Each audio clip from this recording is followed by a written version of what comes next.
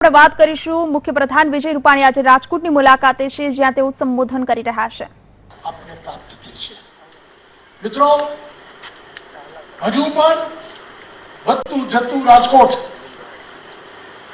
સૌરાષ્ટ્રમાં સૌથી વધુ વિકાસશીલ શહેર એ રાજકોટ બને છે. ત્યારે દરેક વિસ્તારનો સંતુલિત વિકાસ થાય એ માટે ચિંતા કરે. જેમ જયમનભાઈએ વાત કરી પાણી માટેની, રાજકોટનો એક પ્રશ્ન હતો પાણી. લોકો આપણે નપાણિયા તરીકે ઓળખે અને લોકોને ભય કે રાજકોટમાં પાણી નથી તો જાશું, કેમ રહેશું, શું કરશું, અને એને બદલે એક કાયમી પાણીની સોર્સ નર્મદાનો અને એમ કહીને કે વોટર સિક્યુરિટી રાજકોટની એ આપણે ઊભી કરી દીધી છે. અને એના આધાર ઉપર આગામી હજી 10-15 વર્ષ સુધી રાજકોટને કોઈ પીવાના પાણીની તકલીફ ન પડે એ પ્રકારે સરકારે કામ કર્યું છે. અને આજે પણ આ મંચ ઉપરથી ખાતરી આપું છું કે રાજકોટના પીવાના પાણી માટે રાજકોટના પદાધિકારીઓ અને અધિકારીઓ ચિંતા કરવાની આવશ્યકતા નથી. તમારા કરતા વધારે ચિંતા આ ભારતીય જનતા પાર્ટીની સરકાર કરી રહી છે અને અમે એ બધી ચિંતા કરીશું. ખાલી રાજકોટ માટે નહીં, સમગ્ર ગુજરાતના ઠેર ઠેર છેવાડા સુધી અને કચ્છના સીમાડામાં સૈનિક જે ચોકી કરે છે એ સૈનિકની ચોકી સુધી પીવાનું સ્વચ્છ પાણી પહોંચી રહે એ પ્રકારની ચિંતા આ સરકાર કરી રહી છે. આવનારા દિવસોમાં 30મી તારીખે વડાપ્રધાન રાજકોટ આવી રહ્યા છે. આજે 3 ઉપર સૌની યોજનાનો ફર્સ્ટ ફેઝ 10 ડેમ.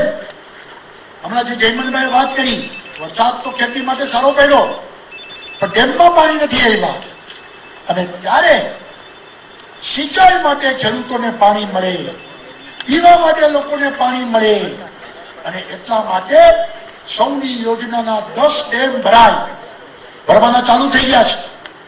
30મી તારીખે જયારે નરેન્દ્રભાઈ એ ઉદઘાટન કરશે ત્યારે ડેમ ઓવરફ્લો થતો હશે. આ પ્રકારનું દ્રશ્ય સૌરાષ્ટ્રની જનતા માટે સોનાનો દિવસ ઉગવાનો છે.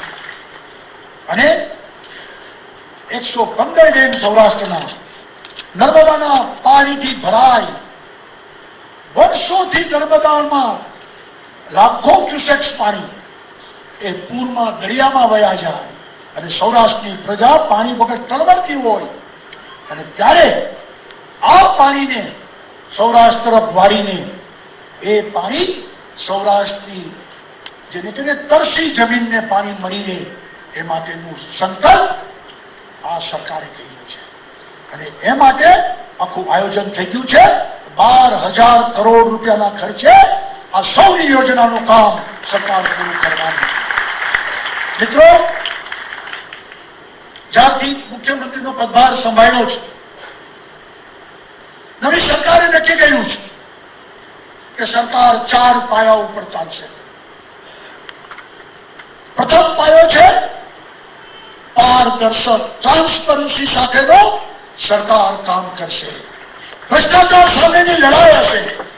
ઉપરથી નીચે સુધી લોકોને પૈસા દેવા પડે છે, એમાંથી લોકોને મુક્તિ મળે, લોકોના કામ પૈસા વગર થાય અને ભ્રષ્ટાચાર ઉપર લગામ આવે અને એ માટે ટ્રાન્સપરન્સી સાથેનો વહીવટ, પારદર્શક વહીવટ. જેમ હમણાં વાત કરીને, જેમ દિનેશજીએ કીધું કે લોકો આક્ષેપો કરતા હોય છે અને આક્ષેપો ન હોય ત્યારે અપેક્ષાઓ થતી હોય છે અને હું માનું છું કે લોકોની ખૂબ અપેક્ષા છે અને ત્યારે આક્ષેપો તો એટલો રહ્યા પરંતુ અમારી ફરજ છે કે લોકોને ભ્રષ્ટાચાર મુક્ત શાસન અને વહીવટ આપવાની જવાબદારી અમારી છે અને અમે એ મુજબ ટ્રાન્સપરન્સી સાથે કામ કરવા માંગીએ છીએ. બીજો પાયો છે ડિસિસિવ સરકાર, નિર્ણાયક સરકાર. કોઈ પણ વાત જેને કહીએ ટીંગાડવી નહીં, લોકોને આમ કરીને સમય કાઢવો નહીં. નિર્ણય ફટાફટ કરવા, અરે ના પાડવી હશે તો પણ સરકાર સાદી છાતીએ ના પાડશે કે આ નહીં થાય, અને એ માટેની પણ હિંમત અમારામાં છે. અને લોકોના કામ થાય, ઝડપી કામ થાય એટલા માટે એક ડિસિસિવ સરકાર, નિર્ણાયક સરકાર ઝડપથી નિર્ણયો કરે. અને જેમ હમણાં વાત કરી ને કે નરેન્દ્રભાઈ જયારે આવ્યા હતા 2001માં અને 2002માં ચૂંટણી હતી, ત્યારે નરેન્દ્રભાઈ કીધું હતું કે મારે વન ડે રમવાનો છે, પરંતુ મને તો એવી સ્થિતિ આવી છે, મારે વર્ષ છે, અરે 2020 રમવાનું છે, અડધી પીચ ઉપર રમવાનું છે. પાછળની ચિંતા નથી કરવાની, કારણ કે પાછળ પ્રજા છે, પ્રજાનો ભરોસો છે, એટલે પાછળની ચિંતા કરવી નથી, અડધી પીચ ઉપર રમવું છે.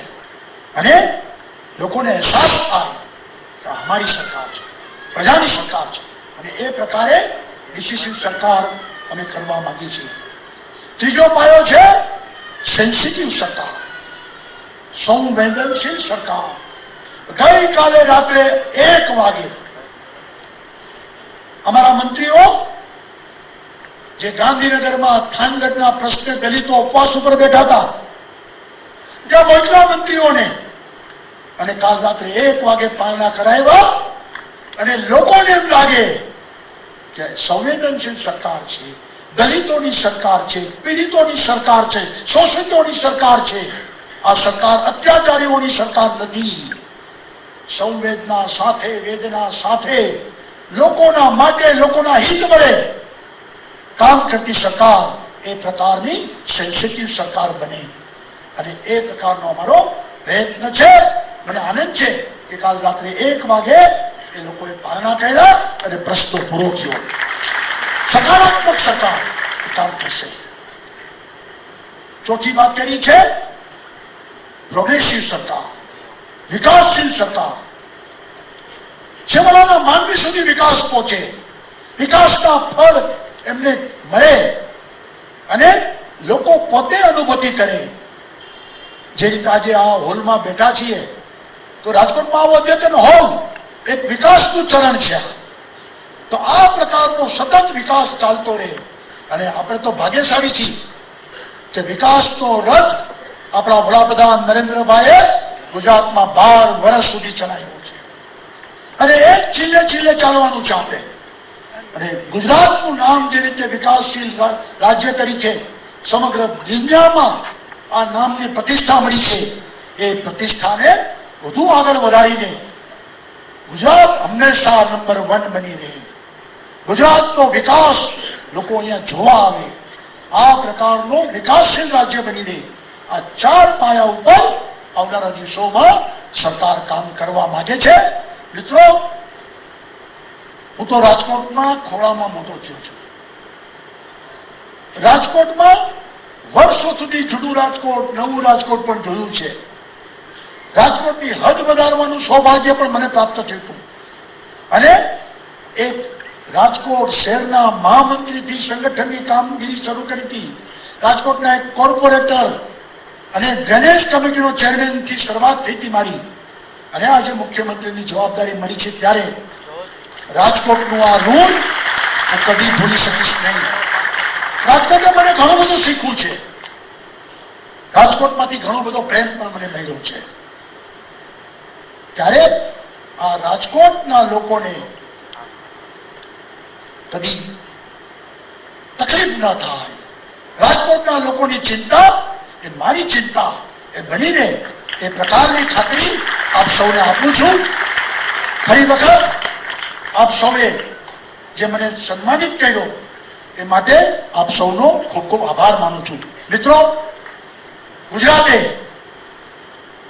એક સંત શિરોમણી ગુમાવ્યા છે.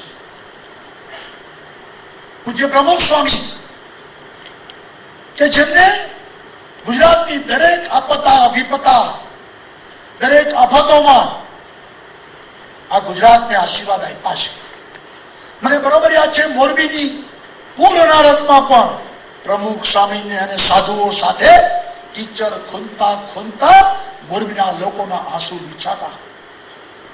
કચ્છના ધરતીકંપમાં પણ પ્રમુખ સ્વામી ગામડે ગામડે ફરીને લોકોને સથિયારો આપ્યો હતો. ગુજરાતના યુવાનોને વ્યસન મુક્તિ કરવી અને લાખો યુવાનોને વ્યસન મુક્તિ કરાવી છે. સંસ્કારિત બનાવ્યા છે, ધાર્મિક બનાવ્યા છે. અને એના કરતા પણ વધુ કે એ સાધુના જીવનમાંથી પ્રેરણા લઈને IIT થી માંડીને IIM, અમેરિકાથી માંડીને ઓસ્ટ્રેલિયાના લોકો ઘર બાર છોડીને દીક્ષાઓ લઈને સાધુ બન્યા છે. એવા હજારો સાધુઓને પ્રેરણા આપનાર આ પ્રમુખ સ્વામી આજે આપણી વચ્ચે રહ્યા નથી. આજે મેયર શ્રી, કમિશનર શ્રી, પદાધિકારીઓની કહેવાથી હું જાહેરાત કરું છું કે આ હોલનું નામ પૂજ્ય પ્રમુખ સ્વામી હોલ તરીકે આ નામને આપણે અમલ કરીએ છીએ. અને પૂજ્ય પ્રમુખ સ્વામી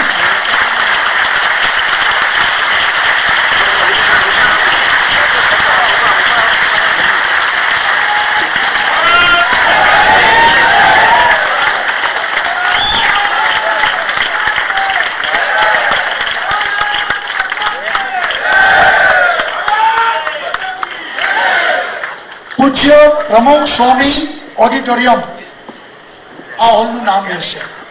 અને હું માનું છું કે રાજકોટનું સદભાગ્ય છે કે પ્રમુખ સ્વામીની અંત્યેષ્ટિ પછી બહુ ટૂંકા સમયમાં પ્રમુખ સ્વામીના નામને સાચી શ્રદ્ધાંજલિ આપ સૌએ આજે આ હોલનું નામ આપીને કરી છે. પ્રમુખ સ્વામીના આશીર્વાદ હંમેશા રાજકોટ ઉપર વરસતા રહેશે એની મને પૂર્ણ શ્રદ્ધા છે. સૌનો આભાર, ધન્યવાદ. ભારત માતા કી જય. માનનીય મુખ્યમંત્રીશ્રીનું પ્રવચન સાંભળીને ચંદ્રકાંત બક્ષી યાદ આવી ગયા, કારણ કે એણે લખ્યું હતું કે જે માને તે કહે, જે કહે તે જ જીવે. અને મહત્વનું છે કે વિજય રૂપાણી મુખ્યપ્રધાન બન્યા બાદ આજે પહેલી વખત રાજકોટની મુલાકાતે ગયા છે, જ્યાં તેમણે એક ઓડિટોરિયમનું ઉદ્ઘાટન કર્યું છે. આ સાથે જ 300 થી વધારે આવાસનું પણ લોકાર્પણ કરશે. મુખ્યપ્રધાનના આગમનને લઈ ભાજપ કાર્યકર્તાઓમાં ભારે ખુશી હતી. સ્વાગત માટે તડામાર તૈયારીઓ કરી હતી. ભવ્ય સ્વાગત કરવામાં આવ્યું હતું વિજય રૂપાણીનું. અને ત્યારબાદ વિજય રૂપાણીએ ઓડિટોરિયમનું ઉદ્ઘાટન કરી પોતાનું સંબોધન આપ્યું હતું. અને આ સંબોધનમાં તેમણે પીવાના પાણીનો પ્રશ્ન સરકાર માટે સૌથી ચિંતાજનક પ્રશ્ન હોવાનું જણાવ્યું છે. ભાજપ સરકાર પીવાના પાણી માટે તમામ પ્રયત્નો કરશે. કચ્છના સરહદ વિસ્તારથી લઈ ગુજરાતના તમામ સીમાડાઓ સુધી પીવાનું શુદ્ધ પાણી પહોંચશે તે માટે સરકાર સતત મહેનત કરશે. મુખ્યપ્રધાન વિજય રૂપાણી રાજકોટની મુલાકાતે છે. વિવિધ કાર્યક્રમમાં દિવસ દરમિયાન તેઓ હાજરી આપશે.